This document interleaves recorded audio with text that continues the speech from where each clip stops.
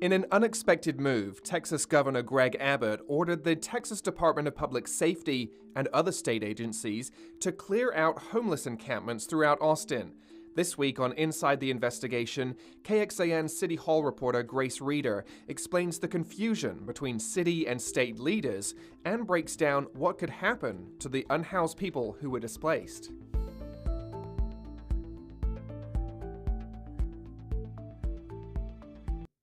Thanks for joining us this week on Inside the Investigation. I'm Christopher Adams in for Kelly Wiley, and today I'm joined by KXAN's City Hall reporter Grace Reeder. Grace, great to see you today. You too, Christopher. Thanks for having me. Yeah, so we're talking about a big story that you actually broke here earlier this week. Governor Abbott ordered DPS and the Texas State Guard to begin cleaning out homeless encampments across the city. Bring us up to speed. What's the scope of things that have been happening over the past couple of weeks? Sure. So we heard from the governor's office Tuesday morning. They told us that since the week prior, they had been clearing out homeless encampments in the city of Austin. They're using TxDOT alongside DPS, the state guard that you mentioned, and other state departments to do this work.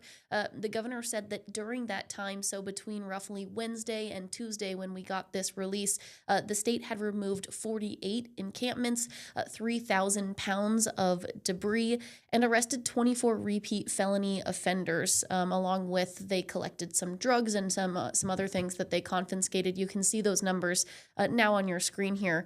And again, I want to remind folks that that was between Wednesday last week and Tuesday of this week that those numbers were active. So that kind of gives you an idea of the scope of the work that they're doing.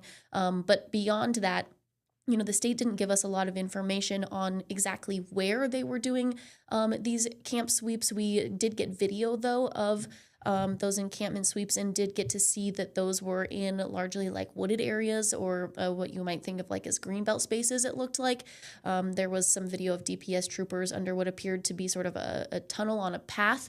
And so we had to sort of pull a lot of the information on where this was happening from those videos and pictures.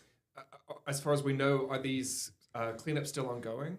Yes, the governor's office said that they are going to continue to do this. We asked how long exactly they're going to continue to do this and did not get an answer back. Got it. Okay, so has the governor said why he made this order?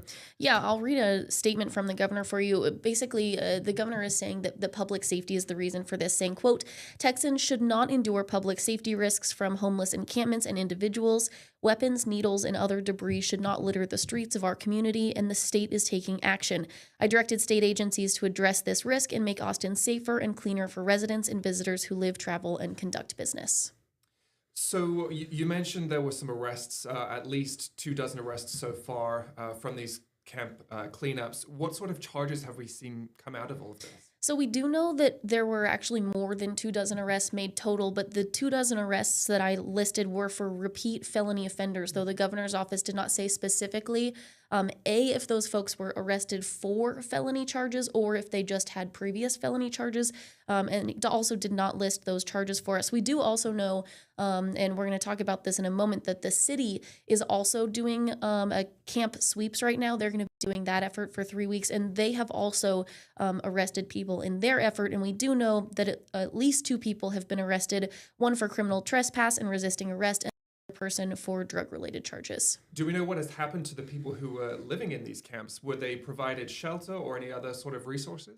That's one of the big differences right now between what's happening at the state and the city level. So at the state, we have asked repeatedly, that was my first question for the governor's office was, are you offering people shelter if you are asking them to leave these camps, or where are you moving people to? I've asked that question in multiple different ways and in multiple different days and have not gotten an answer to that from the state. So that's something that the city of Austin has kind of pushed back on, and they've said, hey, if you're just asking these people to leave, they're just going to go to a nearby camp, or they may come back after you all have cleaned out a space. So the city actually offered to help the state by offering up its services and some of its shelter beds to the state, but the state, to our knowledge, has not gotten back to the city on that. That's another thing I reached out to the state about and said, are you willing to work with the city of Austin on that? Did not hear back.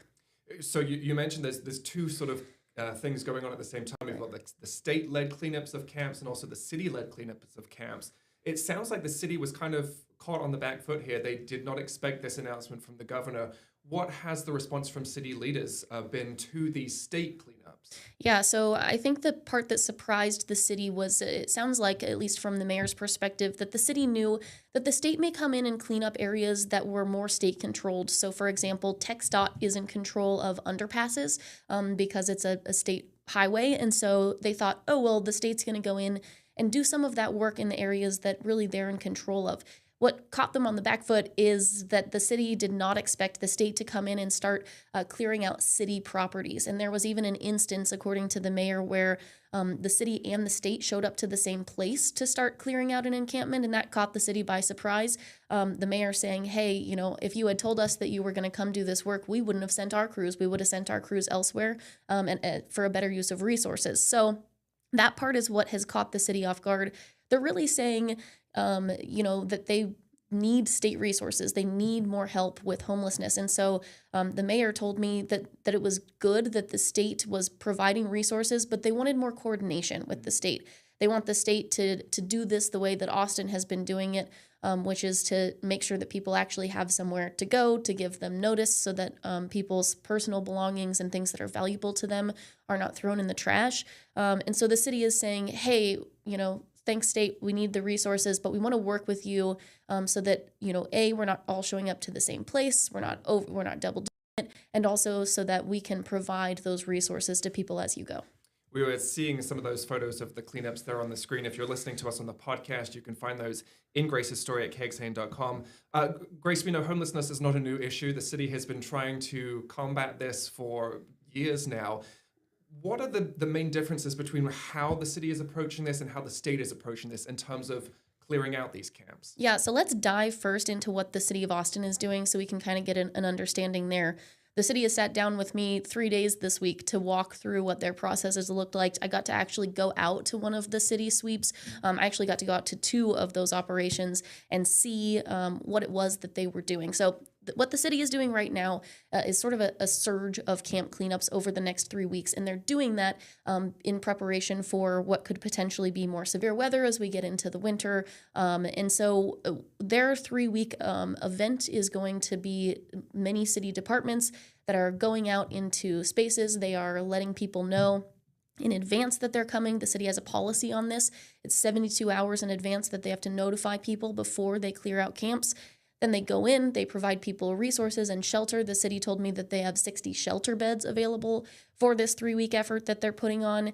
And then after that, once people have been notified and if people are given resource options, including shelter, and by the way, the city provides transportation to shelter or housing options. They also come in with different resources, for example, giving people health screenings, mental health and substance use treatment help, even job support. So they come in with these resources, then they clear out those camps, and then beyond that, the city then puts resources into making sure that folks aren't coming back to those locations. And if people do come back to those locations, that may be an instance where the city does no longer notifies people in advance of clearing out those spots because they did it initially. So that's what the city's doing right now, a 3-week effort, and those are sort of the policies that they have in place as they do that. Are there any differences in, week to week here? It sounds like they've got this plan to do this in stages across the city. Yes. So the first week, they're going to be focusing on more highly populated areas, freeways, frontage roads, high traffic corridors. We saw them in downtown, for example. Week 2, they're going to be working on parks, playgrounds, areas around libraries and recreation centers. And then during that 3rd week, they're going to be really focusing on those green spaces, green belts, and then major parks, places that could pose potential wildfire risk. What sort of success have they been seeing so far? I know the city has been giving you updates on how many camps they've cleared, how many people they've helped find shelter. Well, we know that we're going to get a big data dump on Monday that shows the first week of this effort. And by the way, they're doing this 6 days a week, not 5. So we're going to get all of that data compiled on Monday. But we have been getting some sort of glimpses here and there. When I talked to the man in charge of Austin's homeless strategy yesterday, he told me that they had visited roughly 250 camps. And we also know that they have gotten people into shelter. As of yesterday, it was roughly 10 people. That was in the morning, so that could be higher because of yesterday's efforts. And so we also know one of the things I thought was really notable and interesting was the Austin Police Department said that they actually had one of their officers save someone's life while they were doing this on Monday. They went in with Narcan and did CPR. We actually expect to get the body camera video of that on Monday as well, according to the city. So they're giving us a lot of data. We don't have it all yet, but they are collecting it as they go. And that data is separate from what the state is doing, right? Yes, that's correct. So we know homelessness is not unique to Austin. It's happening in cities across Texas and cities across the country. Has the governor made some sort of order similar to this in other cities, or is this more of a unique thing to Austin? Yeah, I think because we're the capital city, we obviously have a lot of eyeballs on us. And so this is just Austin right now that the governor has done this. We did not see the governor send the same crews into, say, Dallas or Houston or other cities who are also dealing with this problem. It does appear that the governor has focused on Austin for this. All right, Grace Reeder, thank you so much for joining us today. You can find all of Grace's reporting on this at KXAN.com, and of course, continuing coverage, especially on Monday with that data dump that Grace mentioned as we get some of those new numbers from the city. Grace, thanks again for joining us today. Thanks, Christopher. All right, well, you can join us next Friday. We have weekly episodes of Inside the Investigation, and of course, you can catch us on the podcast as well, KXAN's investigative podcasts, anywhere you get your podcasts. I'm Christopher Adams, in for Kelly Wiley this week. Thanks for joining us. We'll see you next time.